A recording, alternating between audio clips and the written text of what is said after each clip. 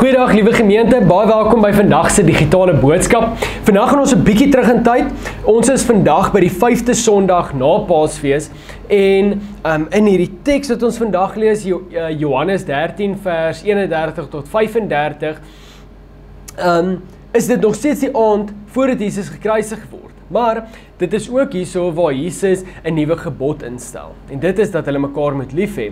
Maar vandag gaan ons 'n bietjie kyk na Jesus se liefde, hoe hy hierdie disippels voorberei op die hemelvaart, op die uitstorting van die Heilige Gees en hoe hulle werklik hulle self moet laat lei deur die liefde. Maar voordat ons begin, kom ons bid saam.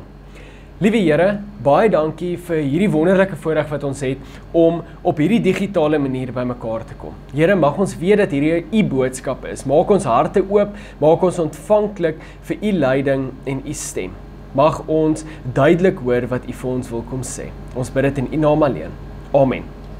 So voordat ons begin, wil ek gou vir julle 'n storie vertel. So, ek weet nie wie van julle al honde opgelei het nie, maar om 'n hond op te lei werk gewoonlik beter wanneer jy 'n koekie het. En ek kyk 'n video van 'n ou wat toe nou so 'n bietjie praat oor honde en hy preek ook eintlik daaroor, maar in elk geval, hy loop met sy hond en dan laat hy wys eers die pak koekies vir die hond. En dan loop hy en dan sê hy vir die hond sit en dan sê hy vir die hond om moet gaan lê, gee jou poot en alles.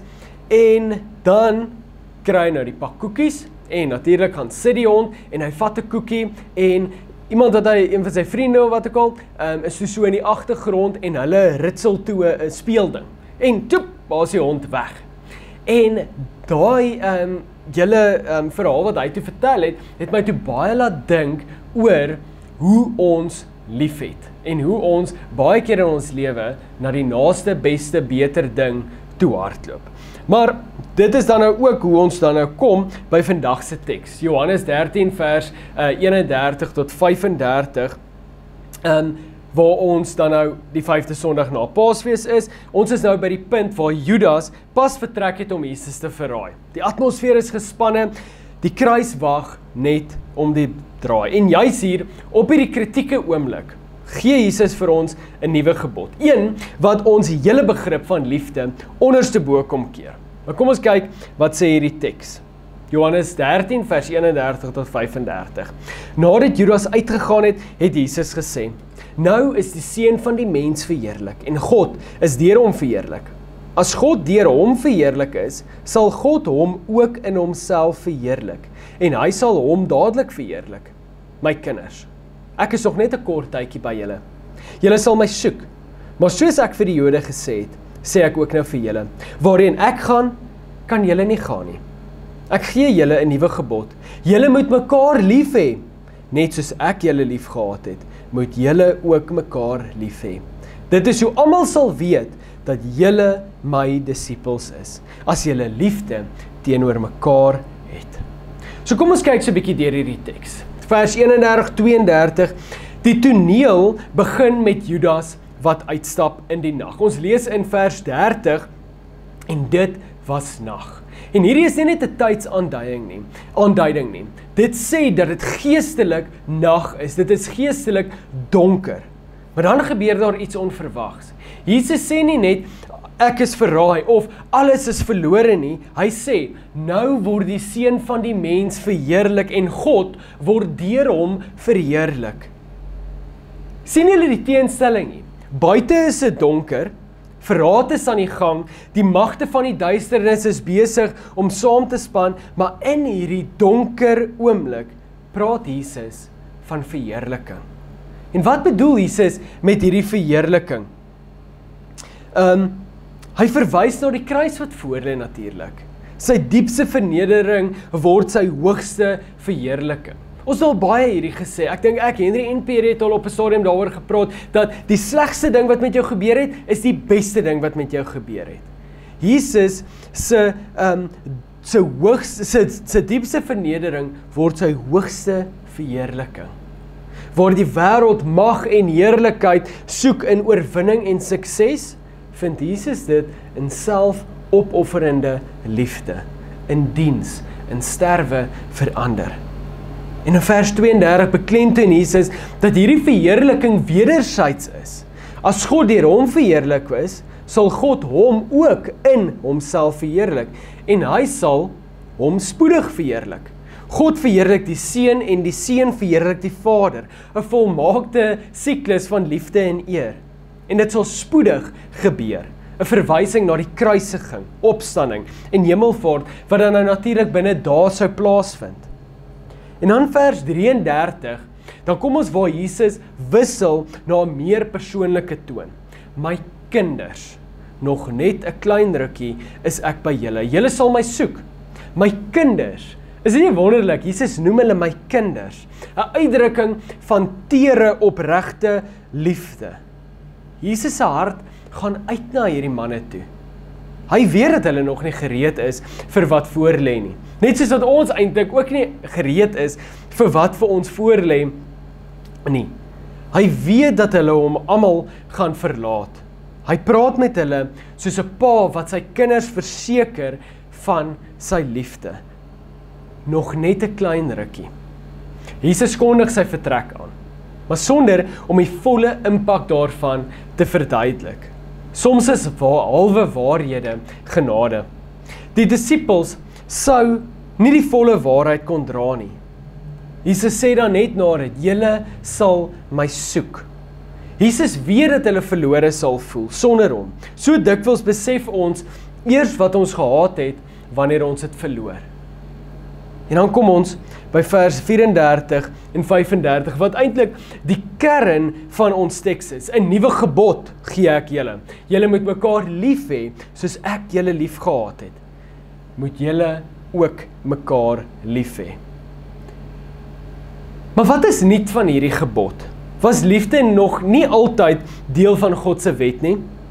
In Levitikus 19 vers 18 staan daar mos, jy moet jou naaste lief hê soos jouself.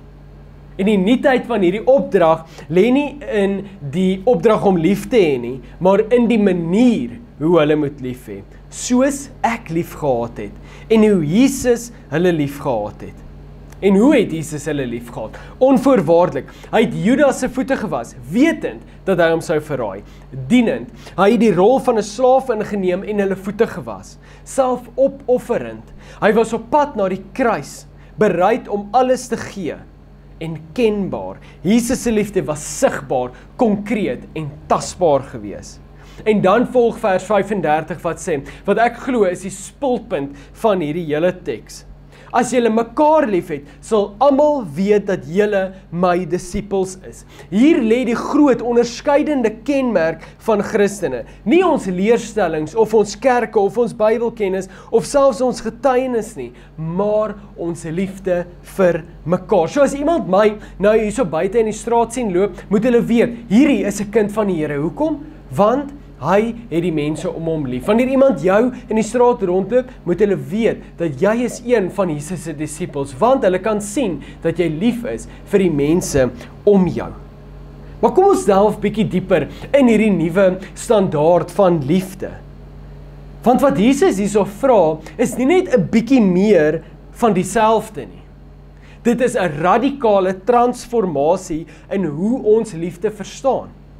En ek wil dit verduidelik deur twee soorte liefde te kontrasteer. Nou ek weet dit klink bietjie weird, maar koekie liefde. Hoe lyk koekie liefde? Dit is voorwaardelik. Ek het jou lief as. Dis transaksioneel. Ek gee sodat ek kan kry. Die ander hand was die ander. En dit word maklik afgelei. Soos daai verhaal wat ek vir julle vertel het van die hond wat sy aandag afgelei is. Dit fokus op wat ek ontvang. Dit vra, wat is hierin vir my? Dan gaan ons na die liefde wat Jesus demonstreer. Agapai liefde, die Griekse woord vir onvoorwaardelike liefde. So, dis onvoorwaardelik. Ek het jou lief, punt. Dis 'n doelbewustelike keuse, nie net 'n gevoel nie. Dit bly fokus, selfs wanneer beter opsies verbykom. Dit vra, wat kan ek gee, in plaas van, wat kan ek kry? Dit weerspieël God se karakter. Dikwels is ons met liefde so selfsugtig. In Filippense 2 vers 4 sê Paulus, julle moenie net elkeen aan sy eie belange dink nie, maar ook aan die van ander. Hierdie is agape liefde in aksie. Dit draai die selfsugtige menslike natuur onderste bo. Maar hoekom sukkel ons vandag nog so met hierdie agape liefde, hierdie onvoorwaardelike liefde? En ek dink dit is omdat ons dikwels vergeet wie ons naaste is. Want wanneer ons die vraag vra wie is ons naaste, dan is daar so 'n bietjie ironie. Dit is soms makliker om onbekende vreemdelinge lief te hê as die mense reg langs ons. En hoekom ek hierdie sê, is omdat hierdie is die ander kant van die muntstuk. Want baie keer sê ons, dis maklik om ons vriende en familie en die persoon wat langs ons sit in die kerk lief te hê, maar dis moeilik om die persoon wat bedel op straat lief te hê. Maar die ander kant van die muntstuk is dat daar baie meer mense is wat seer het en dit nie wys nie, as wat daar mense is wat seer het en dit wys. Baie dikwels kry ons die persoon wat op die straat staan en bedel meer jammer as die persoon wat langs ons in die kerk sit. Ons is baie meer bereid om vir die persoon te help wat op die hoek staan, as wat ons is om die persoon te help wat langs ons in die kerk staan. En ek kan met my verskil, want ek weet ook dit is nie altyd so nie.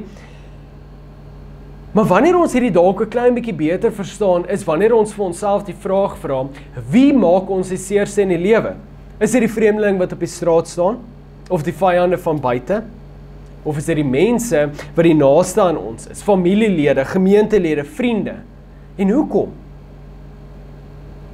Omdat hulle naby genoeg is om ons seer te maak. Hulle ken ons swakpunte, hulle sien ons op ons slegste. Dis een ding om 'n vreemdeling op straat te help, maar is heeltemal iets anders om iemand lief te hê wat jou teleurgestel het, verraai het of seer gemaak het. En tog is dit presies wat Jesus in hierdie teks vir ons kom sê om te doen. Hy het nie net die mensdom in die algemeen lief gehad nie. Hy het Petrus lief gehad wat hom sou verloon. Hy het Judas lief gehad wat hom sou verraai. Hy het die disippels lief gehad wat sou weghardloop, soos ek julle lief gehad het. Hierdie woorde kry nuwe betekenis in die lig wat Jesus geweet het sou kom. Sou ons iemand lief gehad het? Dis 'n moeilike vraag. Sou ons iemand lief gehad het as ons geweet het hulle sou ons leed aandoen? En die vraag is dan nou, hoe doen ons dit? Hoe leef ons in hierdie nuwe gebod? Hoe leef ons hierdie nuwe gebod uit in ons daaglikse lewe? Eerstens, wat ek dink die moeilikste ding is om te doen, is erken dat ons dit nie op ons eie kan doen nie. Jesus sê in Johannes 15 vers 5, sonder my kan julle niks doen nie. Die liefde wat Jesus van ons vra, is bonatuurlik. Dit vereis goddelike hulp. Dit is hoekom ons sukkel daarmee, want ons kan dit nie op ons eie doen nie. En tweedens, ons moet besef dat liefde is 'n keuse, nie net 'n gevoel nie. Selfs wanneer ons nie voel of ons iemand kan lief hê nie, kan ons steeds kies om in liefde op te tree. En derdens, ons moet verstaan wat ware naaste liefde is. Dis nie net 'n warm gevoel nie, maar 'n aktiewe diens en opoffering. En laat ek prakties word, wie is ons naaste liefde? Is dit die persoon wat ouma doodgemaak het op die plaas? Of is dit die persoon wat langs ons sit in die kerk? Dit is vir ons belangrik om ons eie Judas en jou eie Petrus te identifiseer. Jou Judas, dalk iemand wat jou verraai het, jou Petrus, dalk iemand wat jou teleurgestel het. Hierdie is 'n bonatuurlike liefde. Hoe kies ons doelbewuste, of hoe leef ons liefde doelbewuslik uit? Doen iets vir iemand wat ons nie terug kan kry nie. Dien iemand wat jou seer gemaak het. Vergewe iemand wat dit nie verdien nie.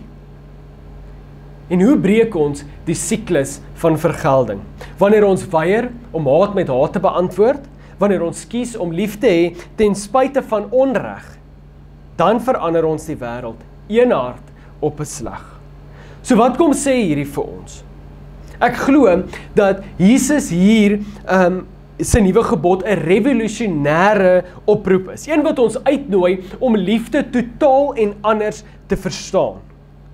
Dis 'n oproep om verby koekie liefde te beweeg na agape liefde. Ons moet leer, ons moet soos 'n ou hond eintlik wees. 'n Ou hond wat sy aandag nie meer afgetrek word deur 'n squeaky toy of 'n koekie nie. Maar een wat reageer op sy eienaar se stem. Ons moet leer om te reageer op God se stem. En dit is presies wat Jesus vir ons kom wys. Die wonder van 'n verhouding met God is dat hy ons eerste lief gehad het. 'n Teks wat ons almal baie goed ken is 1 Johannes 4 vers 19 wat sê, ons het lief omdat God ons eerste lief gehad het. Ons liefde is 'n reaksie op liefde wat ons reeds ontvang het. Nie 'n poging om dit te verdien nie. En wanneer ons dink aan hierdie tyd van die bazaar, volgende week vertrek ons Kalahari toe.